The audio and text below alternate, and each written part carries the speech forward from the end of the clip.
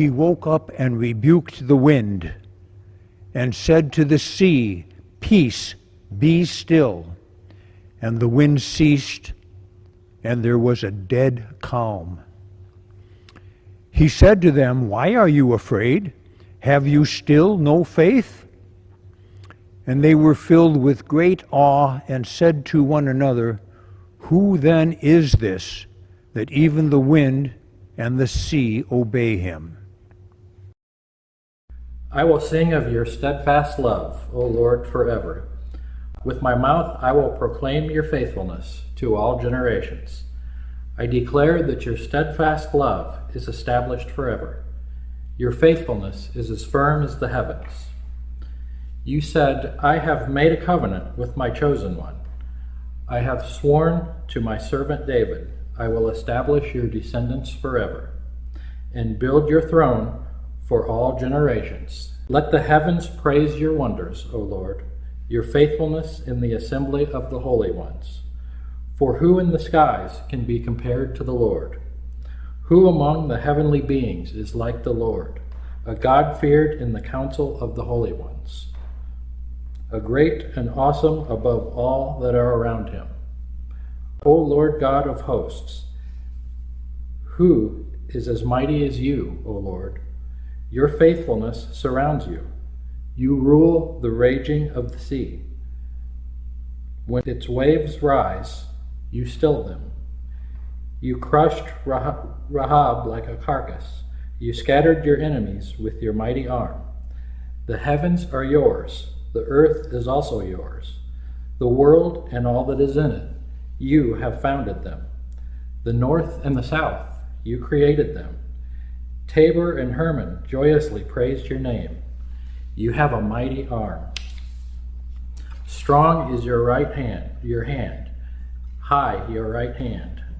Righteousness and justice are the foundation of your throne.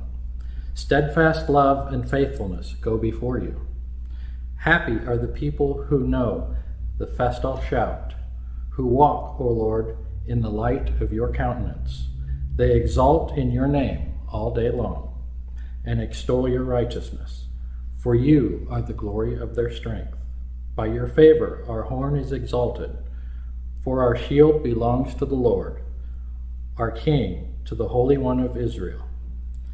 Then you spoke in a vision to your faithful one, and said, I have set the crown on the one who is mighty. I have exalted one chosen from the people. I have found my servant David. With my holy oil I have anointed him. My hand shall always remain with him. My arm also shall strengthen him. The enemy shall not outwit him. The wicked shall not humble him. I will crush his foes before him and strike down those who hate him. My faithfulness and steadfast love shall be with him, and in my name his horn shall be exalted. I will set his hand on the sea, and his right hand on the rivers. He shall cry to me, You are my Father, my God, the rock of my salvation. Our contemporary reading is A Psalm of Life by Henry Wadsworth Longfellow. What the heart of the young man said to the psalmist. Tell me not, in mournful numbers, life is but an empty dream, for the soul is dead that slumbers, and things are not what they seem. Life is real, life is earnest, and the grave is not its goal. Dust thou art, to dust returneth, was not spoken of the soul. Not enjoyment and not sorrow is our destined end or way, but to act that each tomorrow find us farther than today. Art is long and time is fleeting, and our hearts, though stout and brave, still like muffled drums are beating funeral marches to the grave. In the world's broad field of battle, in the bivouac of life, be not like dumb-driven cattle. Be a hero in the strife. Trust no future, however pleasant. Let the dead past bury its dead. Act in the living present, heart within and God o'erhead. Lives of great men all remind us we can make our lives sublime, and departing leave behind us footprints on the sands of time. Footprints that perhaps another, sailing over life's solemn main, a forlorn and shipwrecked brother, seeing, shall take heart again. Let us then be up and doing with a heart for any fate, still achieving, still pursuing, learn to labor and to wait. These past few weeks, we've been talking about how God is our rock. We've thought about mountains and monoliths, about tents and lights. Throughout time, people have also responded to God by creating our own stone structures, either carved out of a larger rock or building up a pile of stones. The psalmist says, "I will sing of your steadfast love, O Lord, forever. With my mouth, I will proclaim your faithfulness to all generations. I declare that your steadfast love is established forever. Your faithfulness is as firm as the heavens. You said, I have made a covenant with my chosen one. I have sworn to my servant David, I will establish your descendants forever and build your throne for all generations." For all generations. This time of year, I think about my family's stories quite a bit. Planning trips and remembering that my great-great-grandparent lived in a city along the way and wondering if the house is still there and if we can get a glimpse of it. Some of my people, I have something that belonged to them, a music book, a handwritten poem, photographs, a bowl, a potato masher, a table. Some of them, I have visited a house that they lived in. Some of them, I have visited their grave. But the treasure I value most is the stories that I have. And when I think about the story of my family, it becomes very clear that we are all born, we all live, and we all die. And I think about this verse from today's psalm. Remember how short my time is, for what vanity you have created all mortals. My gathering of stories began when I was little. I was the child who always asked questions. My parents would send me to my grandparents' house. I'm not sure if my inquisitive nature and my parents sending me to my grandparents' house had something to do with each other, but I imagine that my parents were nonetheless happy for the peace and quiet that weekend. Tell me a story about what it was like when you were little, Grandma, Grandpa. Well, what about, they'd say. And I found that so frustrating because how was I supposed to know about the stories that I don't know? But my grandparents were very clever, and they were teaching me how to ask questions. They were teaching me to make conversation. They were teaching me to ask thoughtful questions. So I'd sit there and I'd think, and I'd come up with a question. Grandma, tell me about your grandmas. And she told me about the grandma who was from the very large German community in Michigan around Saginaw, including the very famous Bavarian city of Frankenmuth. She was born just a few years after her parents emigrated from Germany. Her father arrived just in time to serve in the Civil War. Well, what did you do with her, Grandma? Well, she would cut noodles and she would give them to me to hang on the backs of the kitchen chairs to dry. Did you spend the night at her house like I do with you? She said, oh yes, many times. She said that I was her favorite and she let me sleep in her bed. She even let me put my feet on her legs when it was cold. Did she read you stories? No, she didn't. She spoke German mostly, and I would listen to her and try to understand her. She spoke German? Why? Well, because she was German. Now, I was little, and my understanding of history was also small. But I knew that my grandfather had fought in the big war against the Germans. And if my grandpa was the good guy, then the Germans must be the bad guy. My grandmother saw the shock in my eyes, and she understood what the problem was, and she explained that there were many German people in the United States. But after World War I and World War II, they stopped speaking German. They were looked down upon. They were ashamed because of where their people had come from. And her grandmother would only speak German at home. I have no photo of this grandmother. I only have these little stories. That's so much more than a headstone can tell. Life can be rough sometimes. Who am I kidding? Life is often rough. For some people, life is always full of pain, whether it be physical, emotional, or due to circumstances around us. Even the psalmist has moments. In this beautiful psalm about God's promises for the psalmist, he writes, "But now you have spurned and rejected him. You are full of wrath against your anointed. You have renounced the covenant with your servant. You have defiled his crown in the dust. You have broken through all his walls.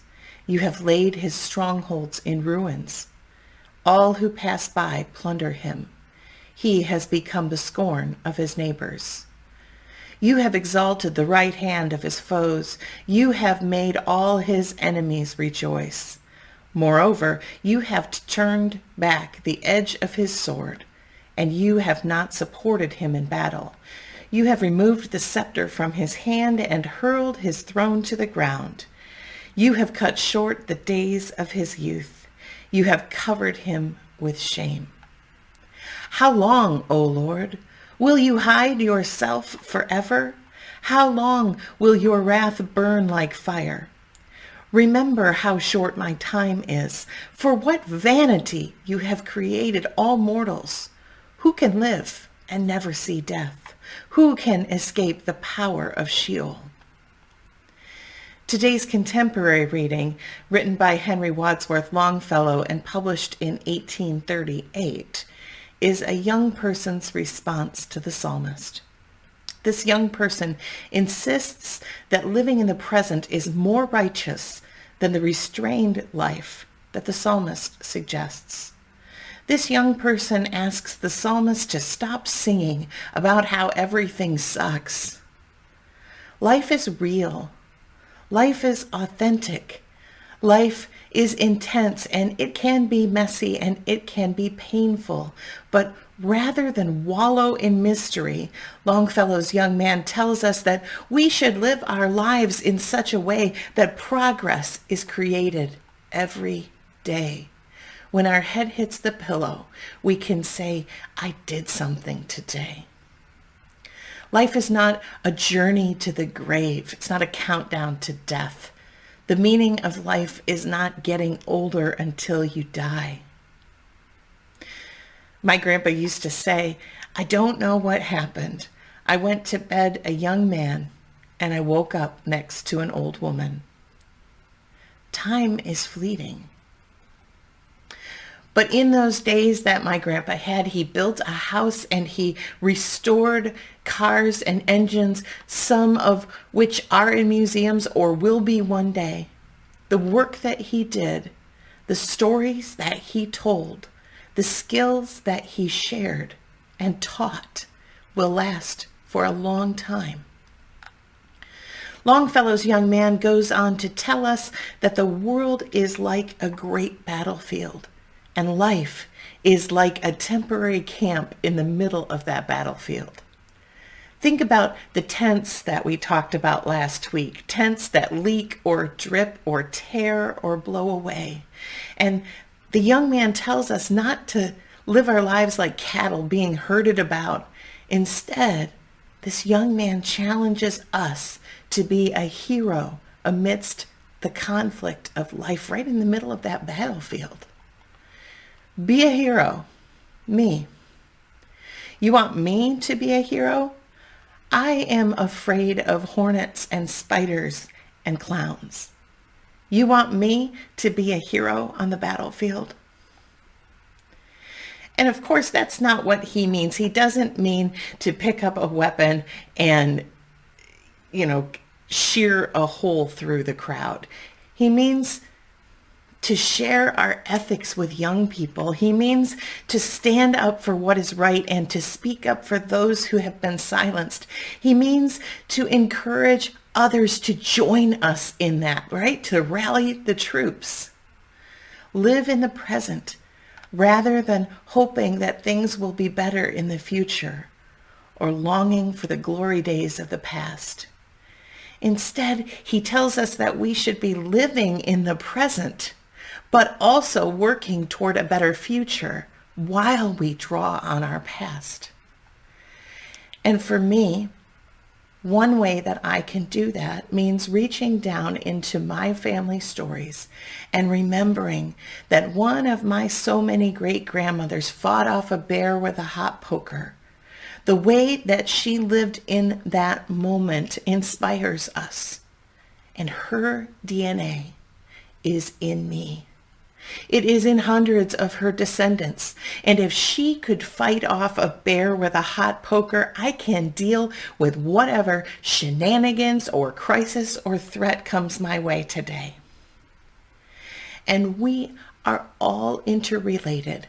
These stories all come together to remind us that we are not stranded or abandoned or lost. As many times as we have overheard the phrase, "we're all in this together" during the past year and a half, I don't think we've really come to believe it. We are all in this together. We always have been. And because of this, we should all seize the day, living our life without regrets, with all of our energy, and without irrational fears. Let us then be up and doing with a heart for any fate, still achieving, still pursuing, learn to labor and to wait.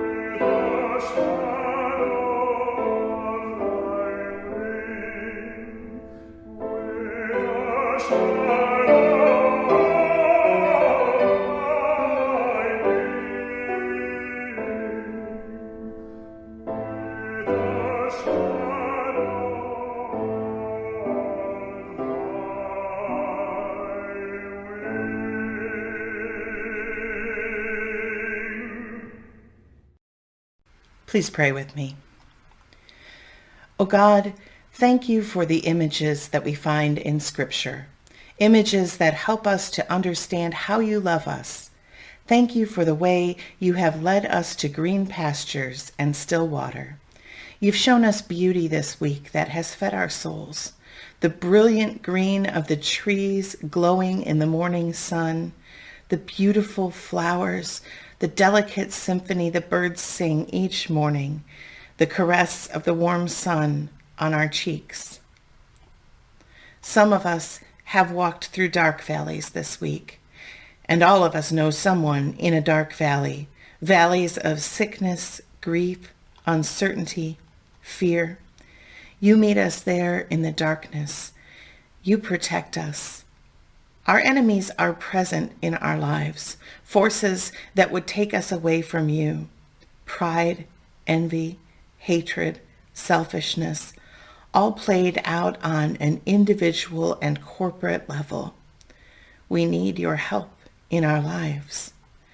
You have heard the concerns of our hearts, and you have heard the concerns that we do not speak, which weight too heavily for us to speak them aloud.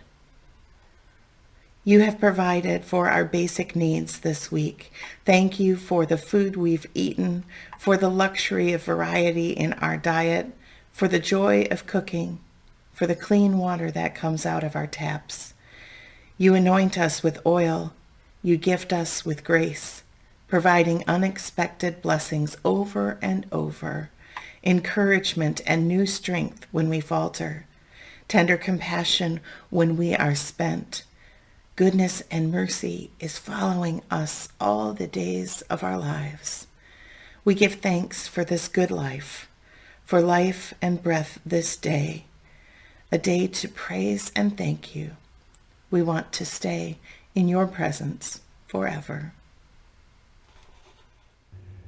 May we remember those seeds of love, hope, grace, and peace which we carry in our hearts and souls, as well as our wallets and purses, so that in remembering we would offer them to God for use in the work of reconciliation and hope. Please be generous in your support of the ministries of this community of faith.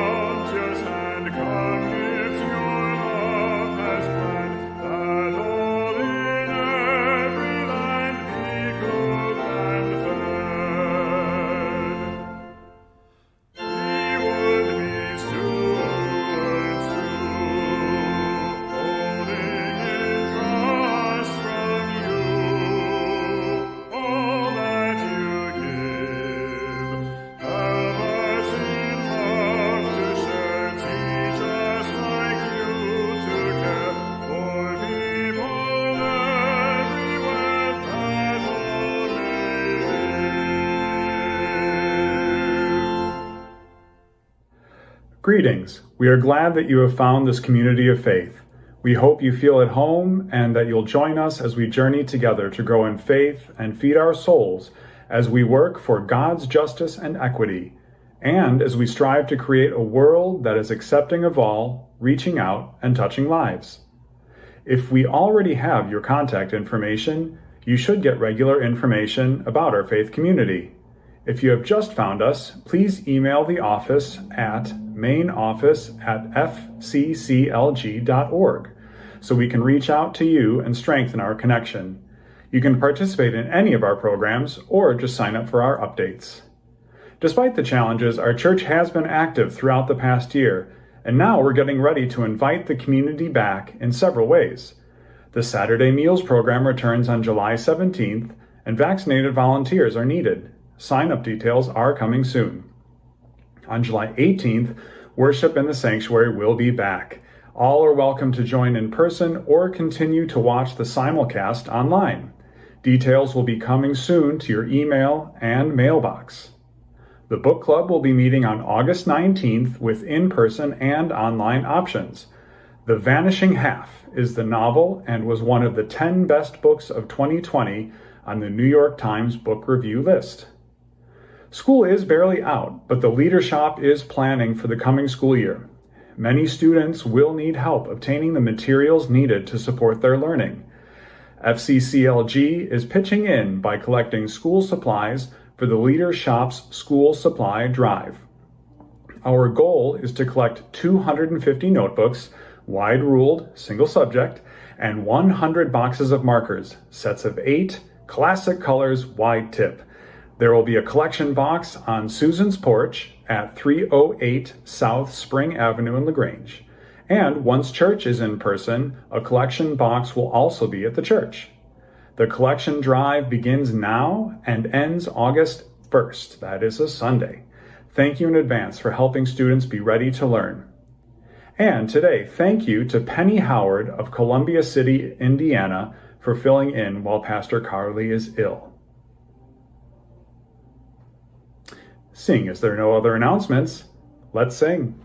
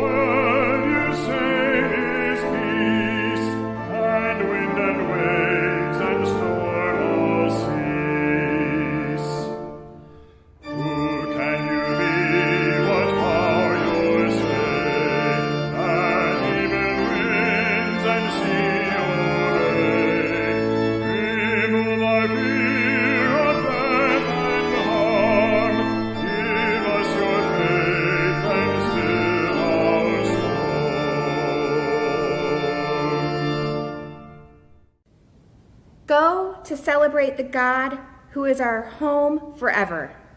God's love goes with us. Go to follow Christ's example in loving God, self, and neighbor.